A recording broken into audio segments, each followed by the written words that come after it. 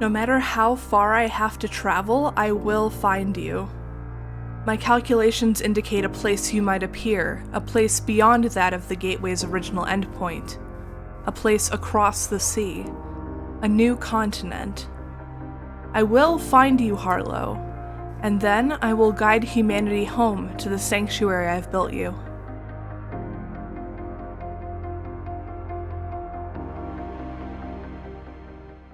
I thought I alone faced the fury of the patrols. I could not have been more wrong.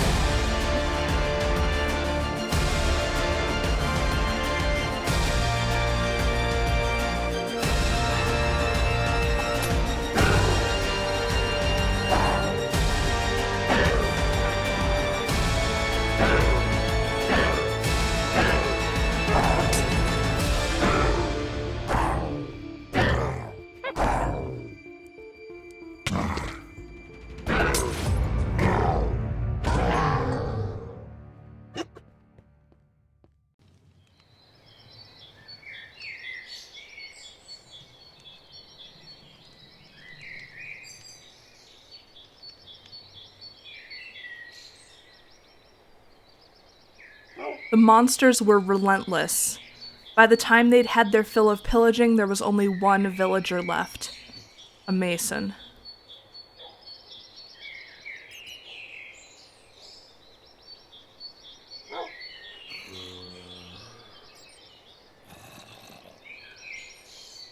I couldn't do anything for them.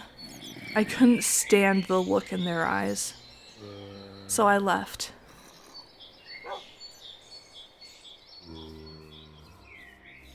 How many had faced that same fate?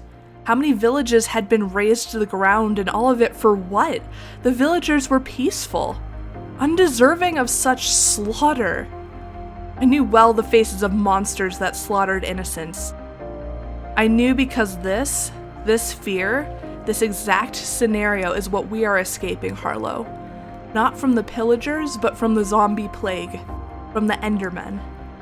But these villagers don't have the technology to make a gateway, to escape their destruction. If we aren't careful, these villages will end up like humanity.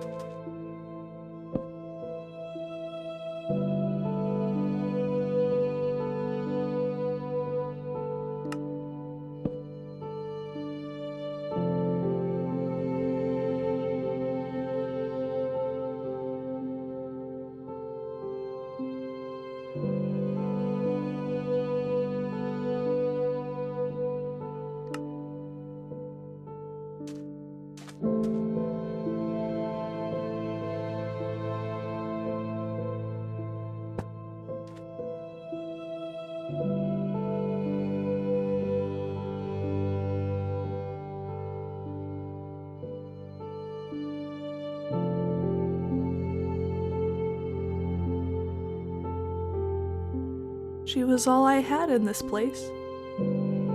All I had while I wait for you.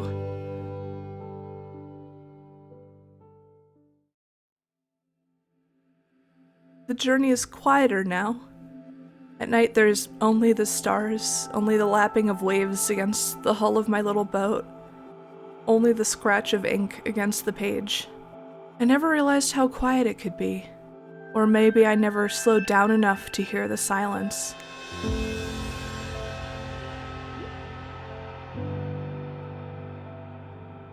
And yet the world still turns. This ocean seems endless, especially now I'm on my own. But every moment, every ripple of my oars through the water brings me one step closer to the other side.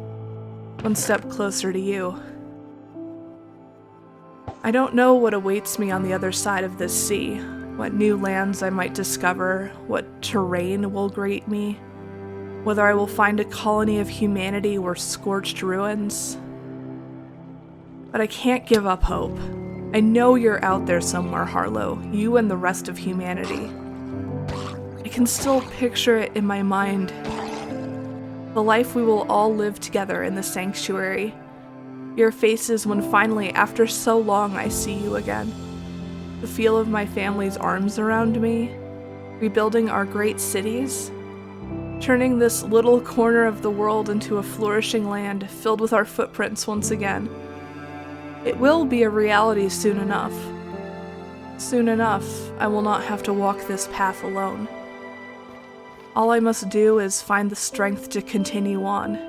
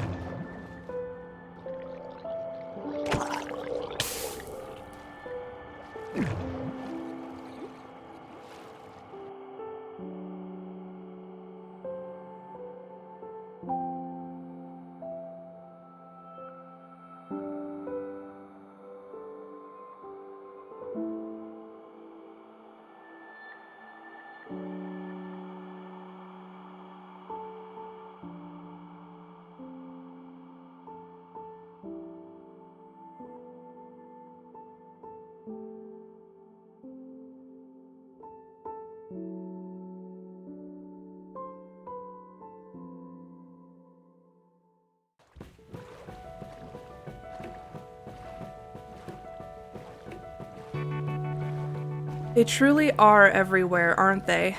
This place is idyllic, this little seaside town, a village of librarians and clerics, people of the mind. They have no idea what lies beyond their borders, no idea the dangers. I won't pass this village by. I know they've survived this long without me, that they've flourished in this little corner of paradise. I have no obligation to stay. But every time I start to turn away, I remember the eyes of the mason staring at me from the window of their house, the quiet vacancy of every other window of their village. They are like children stumbling their way through existence. Perhaps I can help guide them. I will need a place to stay while I search this area for you, after all. It would be a just exchange. Information for refuge. The first order of business will be to build some kind of barrier around the village. I have no guarantee that the pillagers even exist on this continent, but frankly, I'm not willing to take that chance.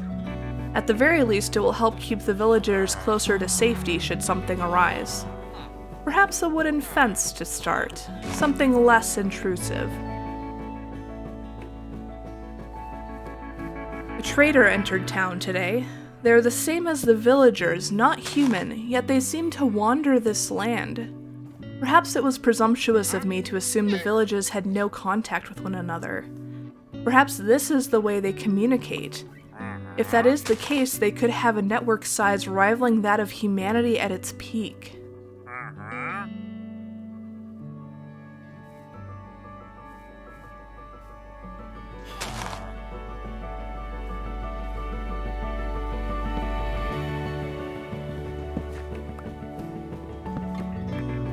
I do not understand how these people have survived. They have no farm, no means of feeding themselves, none whatsoever.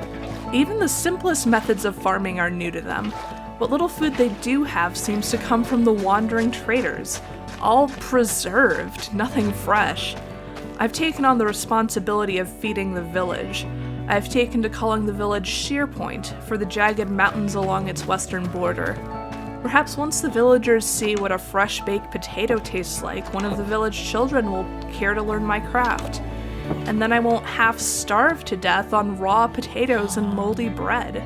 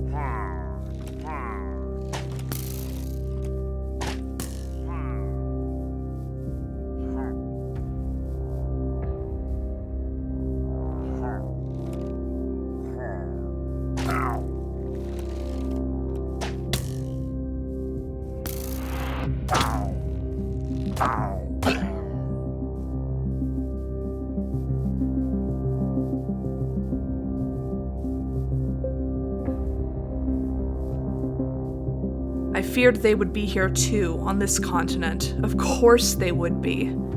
This makes things complicated. You, Harlow, you and the rest of humanity are out there somewhere. But if I leave and those pillagers return? No. I won't see another village destroyed, not on my watch. A fence won't be enough. We'll need a wall.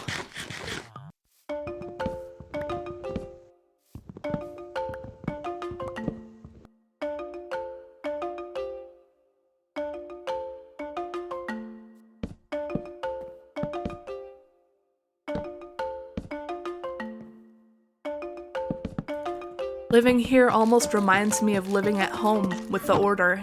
It's nice to have voices to break the silence, even if their words are incomprehensible. And though their technology seems prehistoric at first glance, they don't seem to have discovered many of the uses of redstone, beyond simple clocks and compasses. They have discovered how to make walking automatons, a kind of iron golem. I still don't know what the purpose is for these golems, but I expect the longer I stay, the sooner I'll find out. For their size, the iron golems are masters of subterfuge. Somehow, they manage to slip outside the wall and down along its length. I can't imagine where they think they're going. But if the villagers created them, they're needed within the walls, not outside of them. The trick is getting them back inside. They don't seem pleased with the interference, but I have no choice. One of the children has reached adulthood and taken on the role of farmer. This has allowed me to focus on building the wall, though the farmer still has much to learn when it comes to tending the crops. Ah well, they'll learn in time.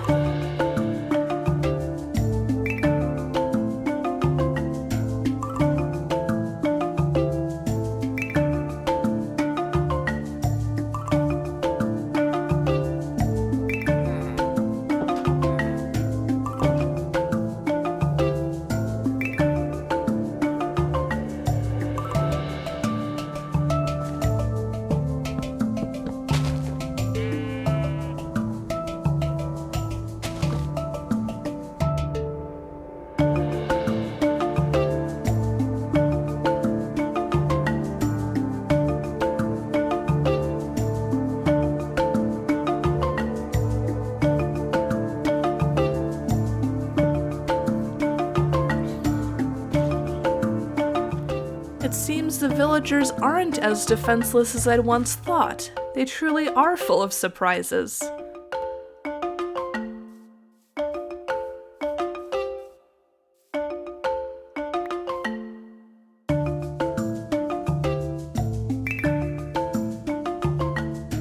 The very farmer I trained to feed the village now expects payment for his crops. The crops I planted. I'm almost offended. At least the wall is finished. Now I can turn my thoughts to other matters, defending the village and creating a plan for how I will find you.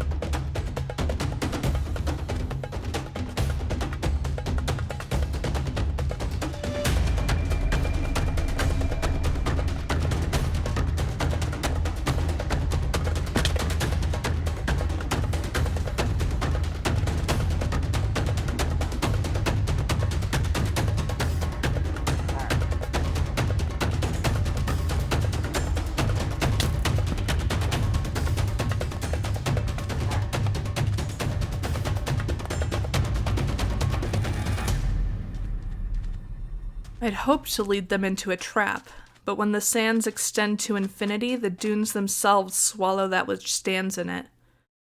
They'll keep coming, but the wall will keep them out. At last I can breathe easy knowing that Shear will survive without me. At last I can return to the true reason I came to these lands. To find you.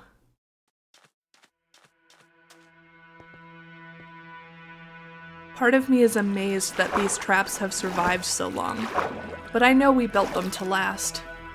Out of everything time has swallowed, it makes sense that these temples would be among the last to disappear. Our museums may have burned to ash, but these temples, these vaults we constructed to preserve our ancient artifacts, linger. Precious items lie within, sealed away to keep the Endermen from destroying them, to let the memory of who we once were live on. These items meant something to someone once. They might mean something again. Even if half of it has degraded with time to the point of being unsalvageable. What once was a tapestry now rests as a clump of string. Preserved leather now rotted with time. The books survived. The books always survive. My initial journeys into the lands surrounding Shear revealed savannas shattered by an immense force. The geological origins of such features escape me, but the ragged cliffs truly are a sight to behold, and the views from the top are incomparable. Near the top lies a broken nether portal, another reminder of humanity's existence.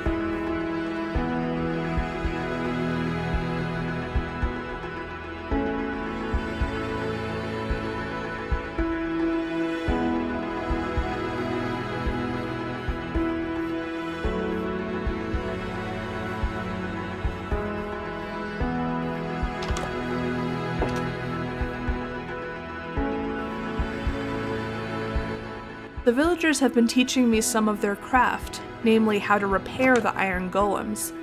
The process is rather more complex than I would have first thought. And surprisingly, the entire process seems to involve no redstone whatsoever. I can imagine the look on your face, Harlow. If you were here, you'd sneak to one of the golems in the dead of night and try and open it up to discover its secrets. But that would bring you nothing but the wrath of the Iron Golem's steel arms. I've seen what the golems do to even Endermen. Perhaps it's best to let certain mysteries remain mysteries. But now I know that if I do leave Shear Point, the villagers will be protected, and I can search for you without worry for their fate.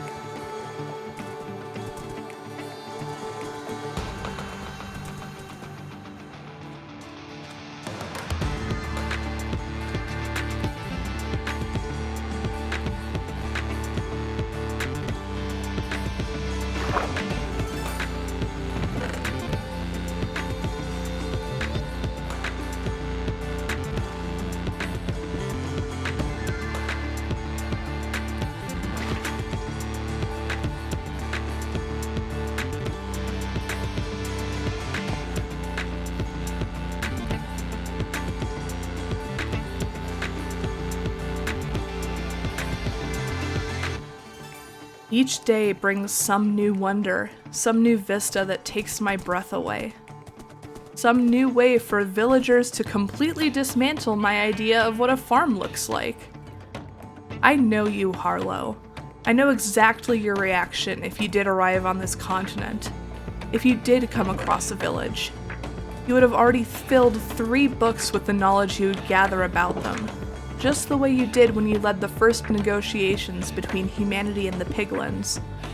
An entirely new civilization you wouldn't be able to resist. Which means that if you are here, you probably would have settled close to a village. This land is endless. I could travel for the rest of my life and never meet the horizon. Which is why I'm leaving these messages attached to a structure you wouldn't be able to resist investigating. Perhaps I don't have to be the only one searching.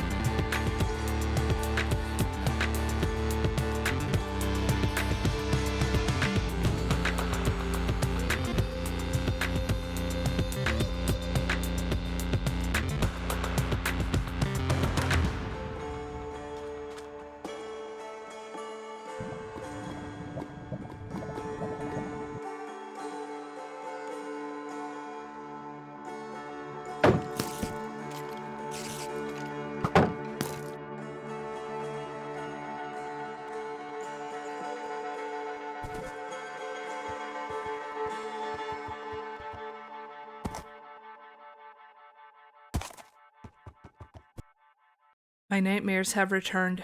Instead of sleeping, I've taken to mining in the abandoned mine shafts below Shear Point. The hauls are dangerous, but the rewards are immense. I'm gathering as much iron as I can to repair the golems.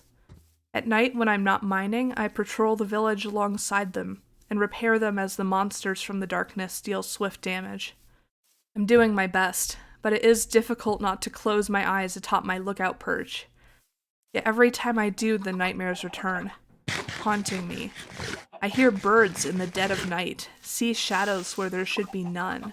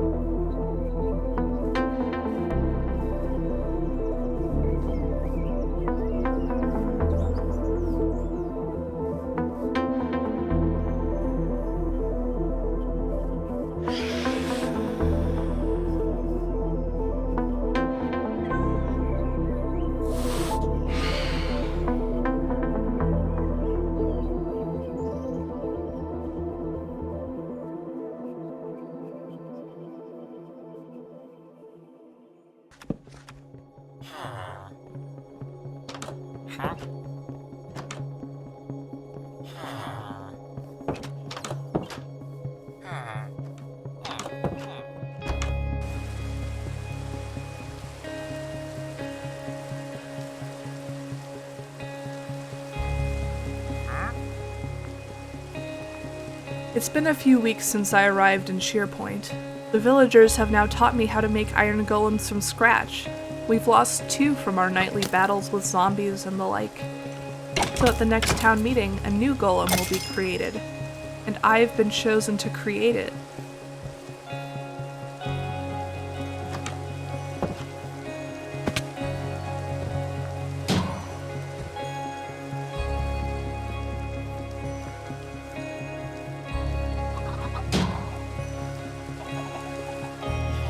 I underestimated these people. Once I thought of them as children, but now I see how deeply misled I was. They are an intelligent people, worthy of my respect. And now they have accepted me as one of their own. I may not yet have found humanity, but at least I'm no longer alone.